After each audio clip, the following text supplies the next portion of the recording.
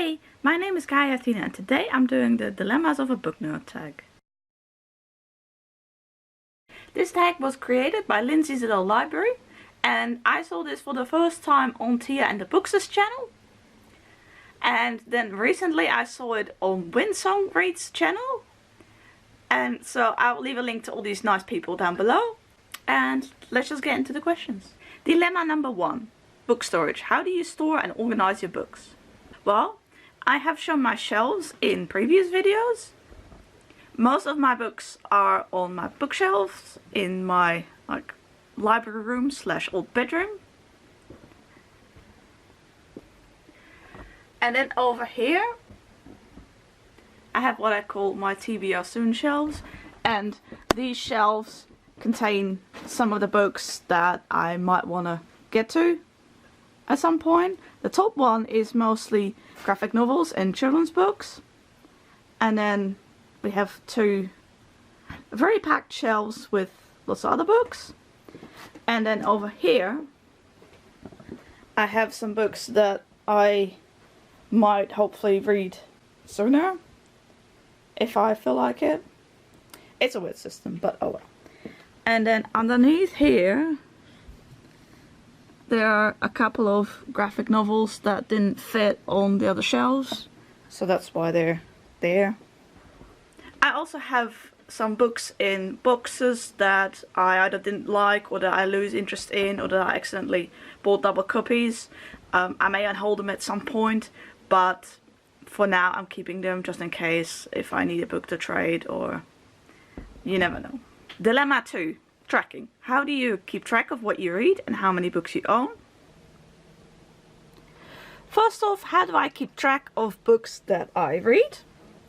Now I have one general file in which I list all the books that I read, the author, the title, the date I started to read it, the date I finished it, a rating out of 1 to 10, and whether it was a new read or a reread.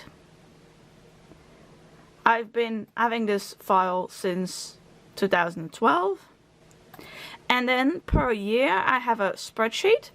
So the first part of it I list pretty much all the details about the book, so all sorts of details about it, and I fill that in after every book I read, or sometimes after every few books that I read.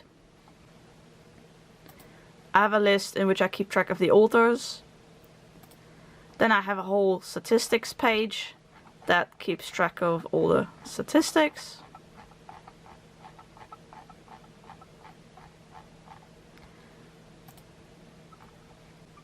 I have a graphs page that shows you a lot of the graphs that some of them you've seen before.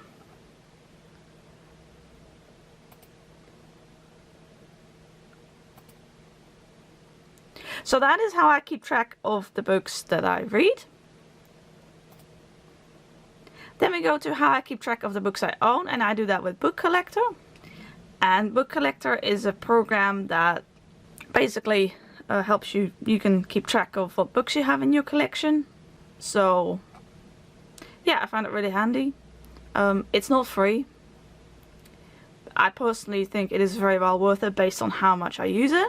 They also have an app on your phone that you can also use exclusively, but I love using the computer version, and then the app on my phone I use when I'm out and I need to check if I've already have a book or not, or if I already have something by the author or not, and then I can open up the app on my phone.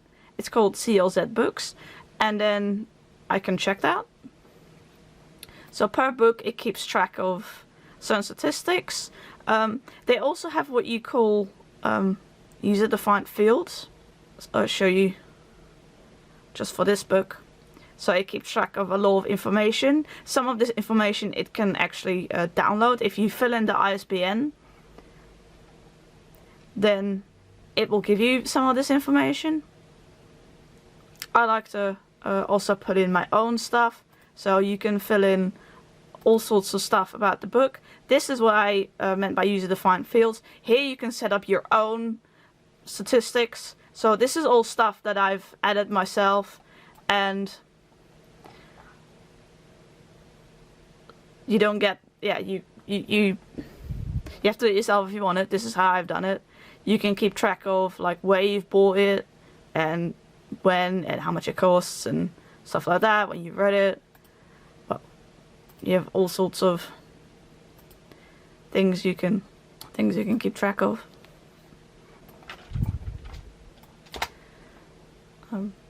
I will erase this because this is actually the book that we're looking at right now is part of a series, and well, we don't want no spoilers, so add covers for the book.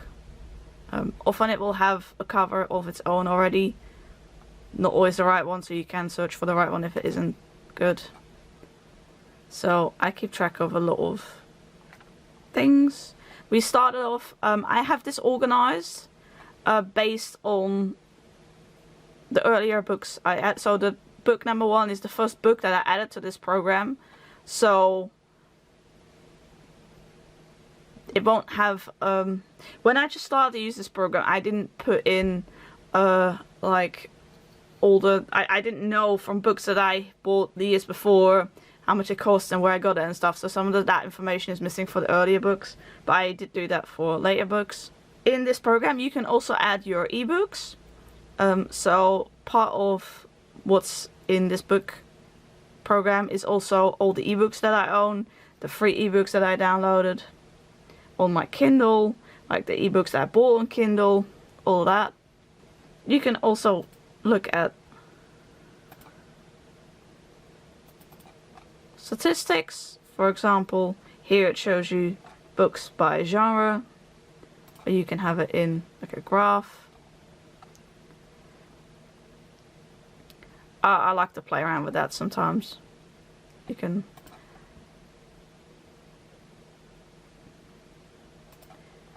here, for example, we have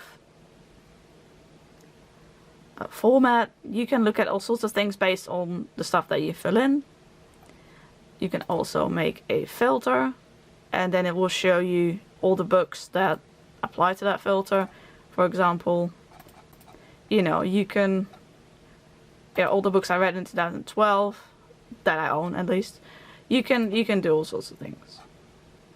So yeah, this is basically how I keep track of the books that I own. Sometimes it won't have, it doesn't recognize the ISBN or something, or sometimes you have a book that doesn't seem to have an ISBN, then you can fill in everything yourself if you want to. Yeah.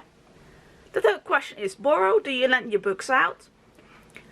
I do, but only to some people. I have loaned out books in the past that I never got back. In high school, I lent out a book to like my best friend at school at the time in our final year, and then we graduated and I never saw her again. Well, that's not entirely true. I did see her, but I never got the book back. So I'm a bit more cautious as to who I lend out the books, but my sister and I regularly borrow books from each other, and I do that with my parents as well. So, like, within the family, we are fine with that. We're happy to share books around, and we know that we take good care of each other's books, and that we'll probably see each other again soon and all that. So, Dilemma 5, comments. How do you respond to the how do you read so much comments? I haven't actually gotten any comments like that yet, so I haven't needed to respond to that. In general, I would say for me it is based on a couple of things. Let's turn this way, I think the lighting is a little bit better. Number 1 is that I can read fast, even in like school and high school, or even at university. If we had to read something like with all of us and you have to read a certain article or like a chapter of something or such, I was always the one that was the soonest finished, and I read the whole thing again by the time we stopped reading, sort of thing. I don't mean to brag or anything, that's not my intention. The second thing is that I read a lot of graphic works, graphic novels, manga, children's books with illustrations. I read a lot of like more easier to read books with less words on the page and things that are easier to process. If I were to read, for example, only old English classics, I could not read nearly as much as I do now. Also, I don't really enjoy that all that much, so there's that too. But so it's also the types of books that I read. And number 3 is that I don't have children. I don't watch lots of TV because that's so tiring for me. I have probably more time than the average person with a full-time job who is also a parent and all of that. So I am limited by my energy more so than my time. My energy tends to run out before the day is over. Because I have so little energy, I can't watch lots of TV, I can't do lots of, I can't do much basically, can't do many social activities. So reading is one of the few things that I can do that don't cost as much energy. However, when I'm really tired, I can't do anything. I can't even read. Or when I'm really mentally tired, all I can do is just stare at the wall or lay on bed or...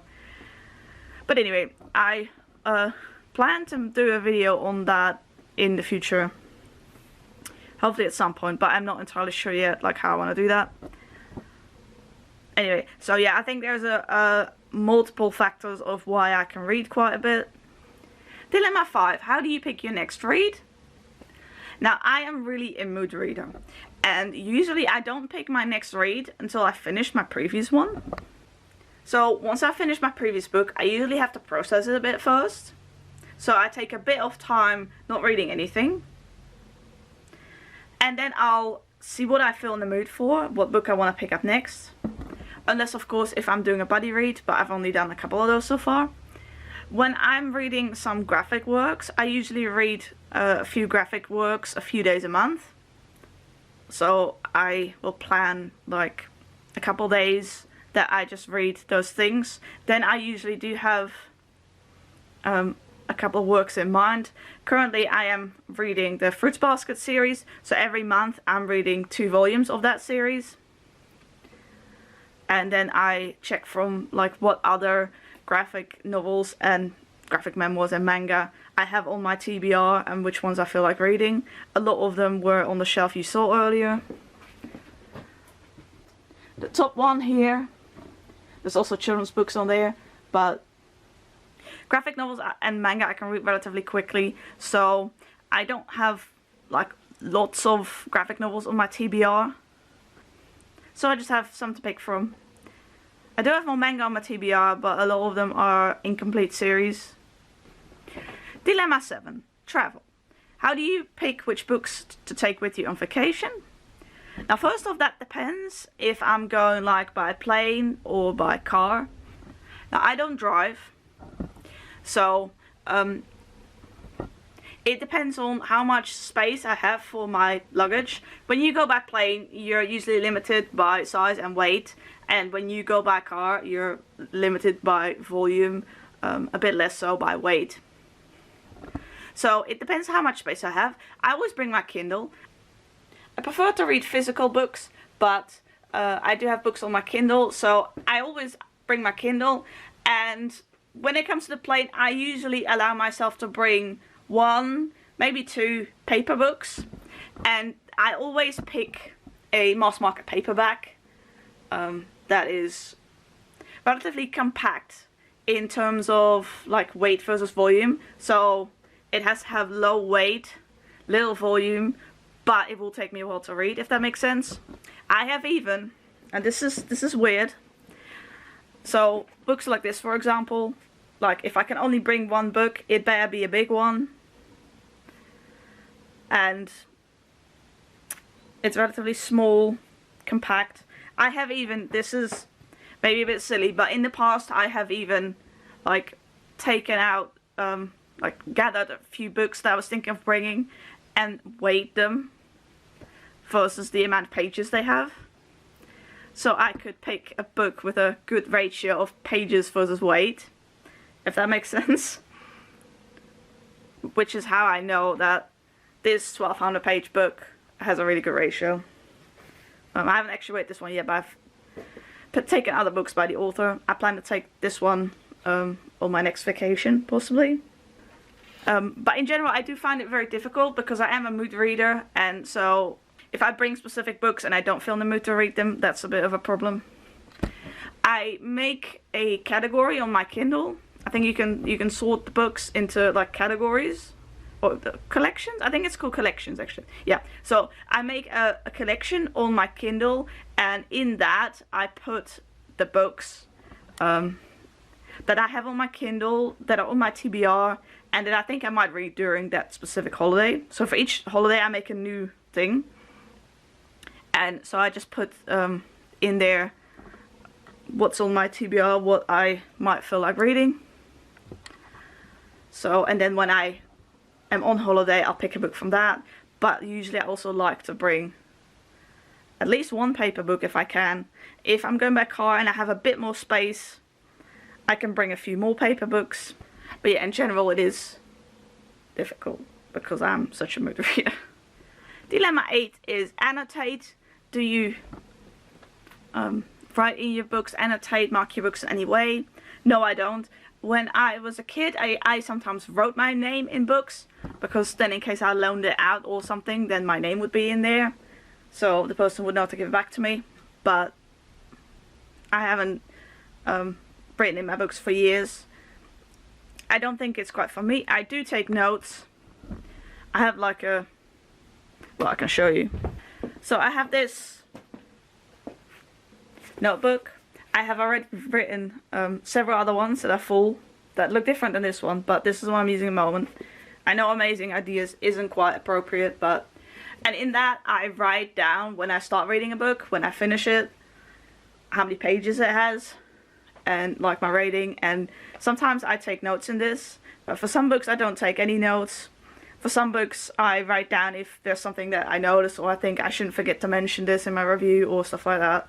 So when I take notes, it's in here. But I don't write in my actual books. I hope this video has been alright, kind of moving all over the place and not having like a camera that's sitting still. I just thought I'd try something different today. So it's an experiment. Question 9. New or backlist? Which one of the two do you prefer? I read both. I don't know, in this case, is new like everything released this year or in the last few years, or like what exactly is considered backlist. So I generally like to buy medium-sized paperbacks. So for some books I like to wait until the medium-sized paperback is out. So I don't buy the hardcover, I wait until the medium paperback size is out for like recent releases. Sometimes I do buy the hardcover, especially if it's like not too big a hardcover. Like I really don't like it when the hardcovers are huge. Just to give you an example, this is a book I'm currently reading, Pandora's Star by P.F. Hamilton. It's a Scooby-Doo-a-thon right now, so I don't know when you'll see this video, but right now it's a Scooby-Doo-a-thon. I'm not actually reading this book much during that, but I'm reading bits out of it now and then. And so this book is, I think, about like 25 centimeters long. It is huge, it is heavy. That's too big for me. I prefer it when hardcovers are a bit smaller, or when books in general are a bit smaller. Usually, like young adult contemporaries will be sort of a bit smaller hardcovers, and like fantasy and science fiction will generally be more bigger, I've noticed.